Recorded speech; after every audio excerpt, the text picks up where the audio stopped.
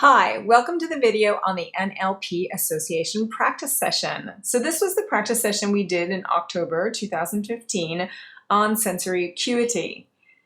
Welcome and thank you so much for being interested in our practice session on Are You Listening to Me? Sensory acuity. So in this session, we're going to be reviewing our topic, sensory acuity, and we'll start with why sensory acuity is so important.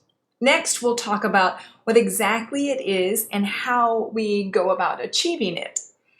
And then I'll give you a practice piece that you can work on after this video is over. And when you are done with that practice piece, you can review what you noticed from your sensory acuity activity. So we have basically 5 senses: our sight, our hearing, our taste, our smell, and our touch. For most of us, we don't use our senses equally. There are 1 or 2 of these senses that we use the most, and others we completely neglect.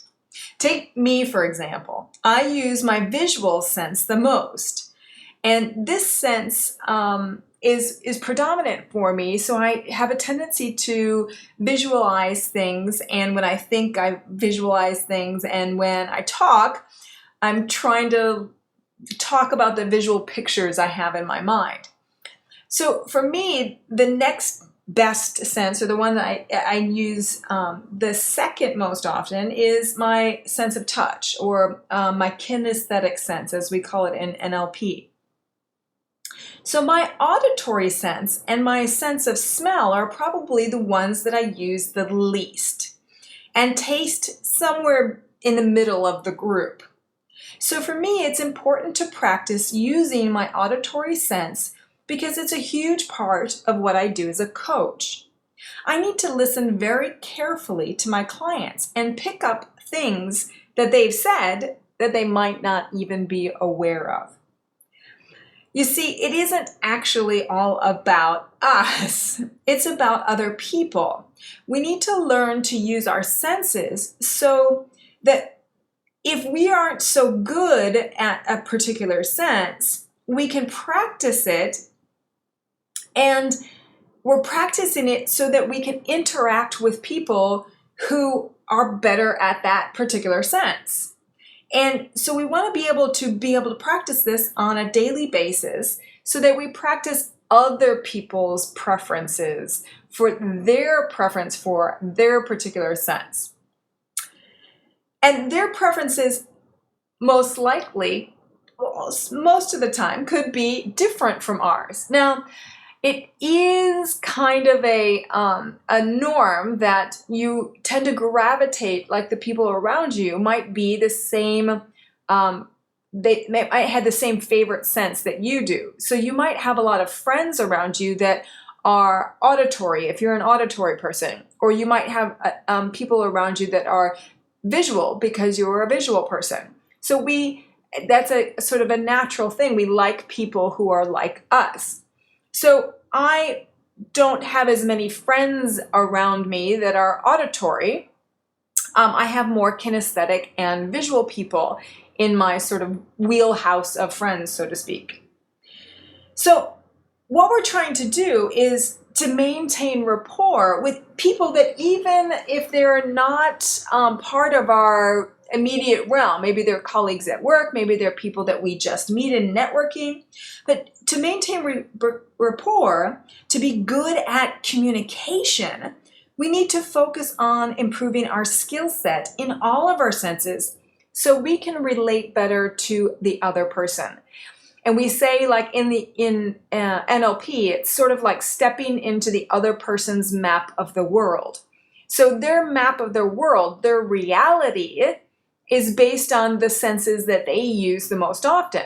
So by us practicing the ones they use most often, we're kind of stepping into their map, putting, sort of like, wearing their shoes kind of thing. And we're getting into their world and being able to relate to them in their own way, in the way they're most comfortable with. So a lot of people think that NLP is manipulative in this way. So we change how we speak or how we listen or even how we touch so we can communicate better with others. And see, I don't see this manipulative at all. I see it as being really empathetic. We are saying, hey, I'm going to put myself aside and my preferences aside. And instead of doing the thing that's most comfortable for me in communication, I'm going to do what's most comfortable for you in communication. And so that you're most comfortable. So for me, that's a really nice thing to do. And it's really great to make other people feel comfortable. So there are three main reasons why we're learning about sensory acuity, and specifically this auditory sense that we're practicing today. First is to help us overcome our natural preferences and use our sensory acuity, our ability to use our senses easily. So even if you are an auditory person, this is a really good practice for you to be able to do this exercise and to listen, because it again extends maybe a different reach of your own preference for the auditory sense. So if you're not auditory, visual, or if you're kinesthetic, then this is going to be a really fantastic exercise for you, because it might stretch you out of your comfort zone and really get you focused on how good or how far away you are from making this natural for you. So the second thing is that we want to be able to establish and maintain rapport with others by using our sensory systems that are most comfortable to them. So again, our flexibility with being able to use varying senses and being able to master varying senses is really crucial. And lastly, this is where our focus is on tonight. Our focus in conflict management techniques is called helping. So this conflict management technique that we're going to be exploring over the next several sessions at NLP Association of Singapore, this first thing that we're going to do is look at this thing called helping. And helping is where someone else, someone outside of us, owns a problem. And so let's talk a little bit more about what this problem ownership is all about. So in the upper left-hand corner, we have an area where I'm not upset about something and neither is anybody around me. And so there are no problems. So we define owning a problem as being upset or being hurt or having issues about something. If no one is upset, then no one has or owns a problem. If I'm fine, but the other person has a problem, we move to the upper right-hand corner. This usually means that another person has come to us to complain. They might be complaining about their work or their relationships or the haze, or it might be actually about us. Whatever it is, they are upset about something and therefore they own a problem. Let's get an example of what this might sound like. So a friend of mine comes to me and says, my employer isn't paying me enough to live on. I'm going broke. This is my friend's problem. It isn't my problem. I might feel bad for her and I might feel empathy towards her, but at the end of the day, it isn't affecting me personally. I don't have a problem with how much her employer pays her. I might not think it's fair, but it's not my problem. So what happens if I'm upset about something? Then we move to the lower left-hand corner. Let's say I'm upset because my husband has washed the whites and the darks together and now my white towels are gray. I'm upset. I've told him 1,000 times that I don't want him doing the laundry because he ruins my clothes every time he does it. Who owns the problem? I do. And then there's the lower right-hand corner where we both have a problem. If my friend says to me that she can't afford to live off what she makes and so therefore she's moving in with me, now we both have a problem. because I don't want her living with me. If my husband says to me that he doesn't care whether or not the towels are gray, we both have a problem because there's a conflict of values. I value white towels and he doesn't. So when no one owns a problem, the skill that we're going to be using for this area is called rapport. So we're using our sensory acuity to mirror and match the other person and create rapport with them. When the other person owns the problem, we use helping skills, which is going to be what we're going to be learning about in this session. And when I own a problem, I use a skill called I messages, which we'll learn about in upcoming session. And lastly, when we both own a problem, we use conflict management skills for values conflicts as well as needs conflicts, which we'll also explore in upcoming sessions. So let's look at our helping skills. And let's talk about how we can use our sensory acuity, our ease of using our auditory senses to help someone. We need to use this skill called attending. And attending is when we are listening to someone with the attention, and there are certain characteristics that also go along with the skill other than just sort of attention. When we use this skill, the person who's talking feels completely heard and feels that all of our attention is on them. It makes them feel special, important, and like they are worthy of our attention. So it makes them feel really good. What it also does is allow the person to come to their own conclusions about the problems that they're having without our input. They can talk it out to us, and yet they're just really talking out loud. Our attending helps them to know it's okay to talk it out, and it's okay for them to keep talking through it. So here are the elements of attending. So attending are nonverbal, i.e. there's no talking. So when you're attending to somebody, they might be talking to you, but you're not really talking back. You're not asking questions. You're not, there's basically nothing going on for you verbally, right? It's about remember, are you listening to me? It's about your ears. It's about listening, the auditory sense.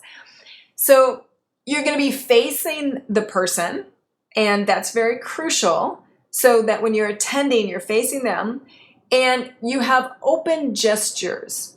And what this means is that you're not sitting with your hands crossed around your chest, that you're not, you don't have sort of your hands blocking you or your legs crossed over you, so you're in a very closed position. You want to be open position, sort of maybe even leaning towards the person. So you're going to be mirroring. One of the things that we do in rapport is mirroring the other person's gestures or behaviors. So if they lean forward, you lean forward. If they lean back, you lean back. If they're getting animated, you're getting animated energy-wise, but without you speaking, right? So it's another thing about attending is that you're nodding. So as they're going and talking through, you're kind of like nodding, going, yeah, I'm hearing what you're saying. I'm listening to you. And your eyes are focused on them. In fact, your entire focus and attention is on them. And so the last part is the only element of verbalness that we put through this is what we call minimal encouragers.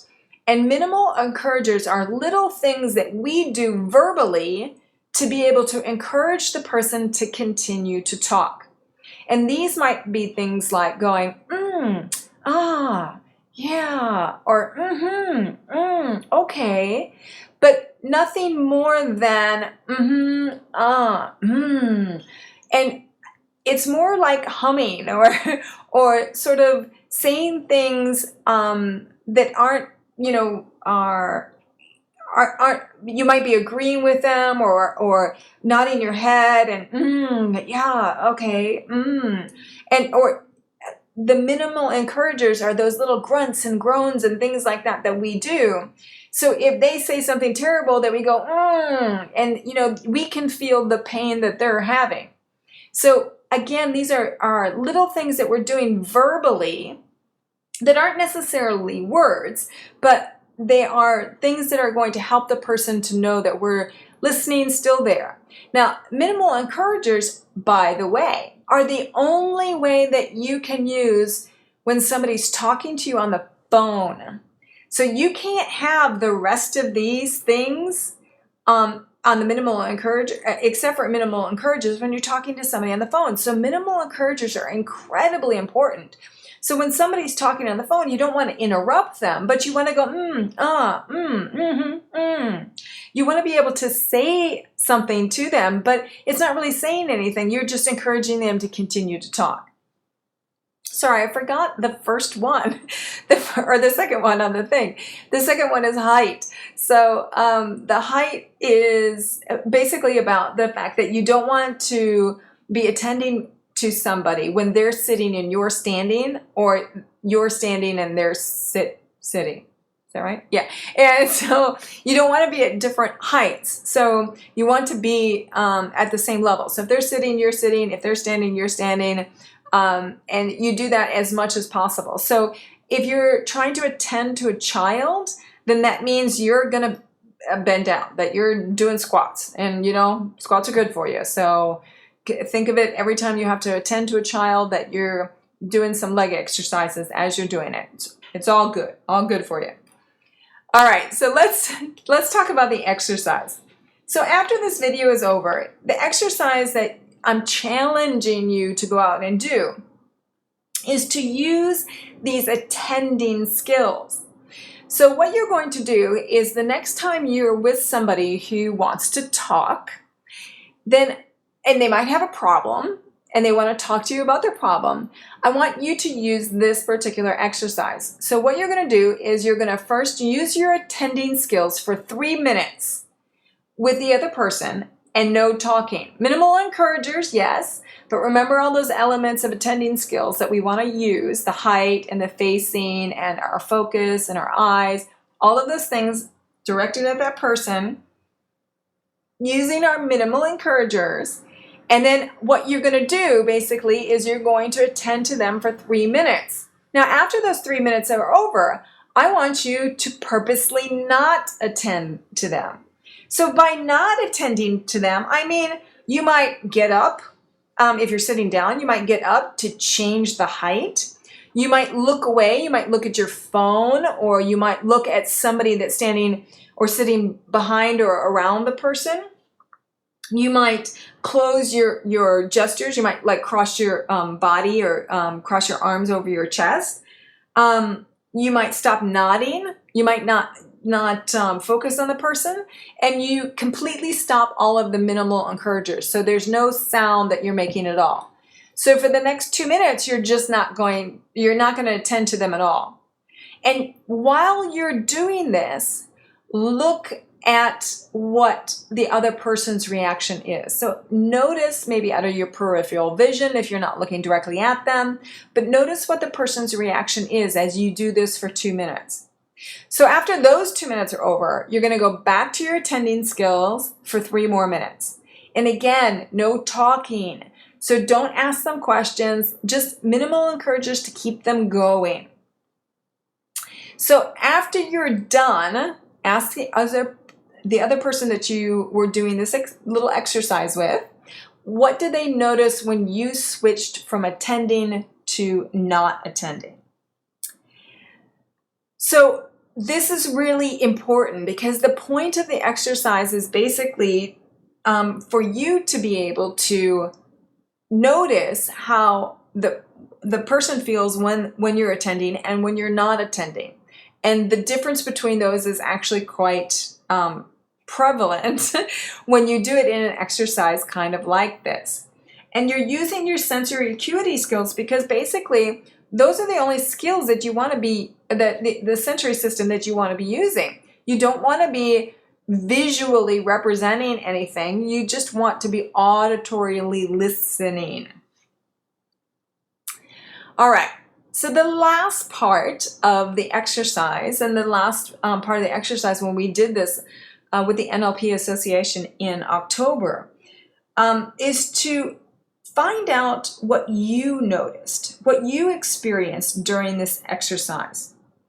So there's a list of questions that come with the downloadable instructions to the exercise where we ask the following questions.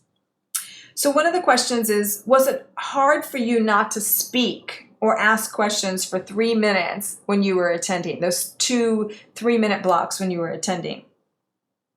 And did you feel bad about not paying attention or attending to the person during that 2-minute period? Did you feel guilty that you weren't attending to them? Did the other person have a reaction to you when you stopped attending? And if so, what was that reaction? And did you actually do the exercise?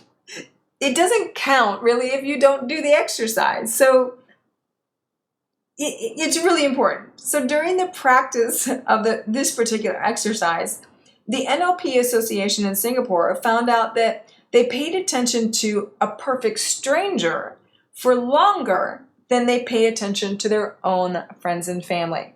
That was one of the big aha moments of the practice that we had done in October.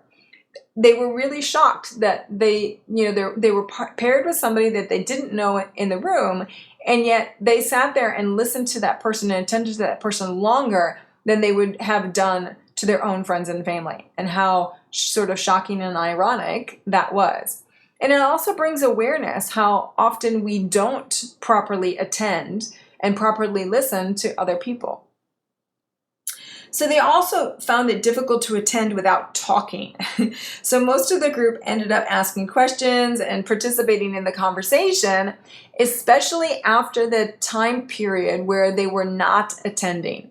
So when they weren't attending and they had to go back to attending, the other person actually found it difficult to continue talking because they didn't really feel like they were being listened to.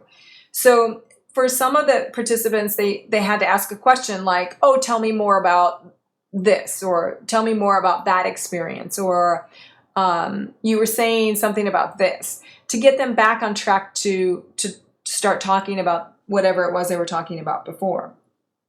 So we can combine this attending with reflective listening to continue the conversation and allow the person to eventually develop their own solution to their own problems. This is what it means by helping.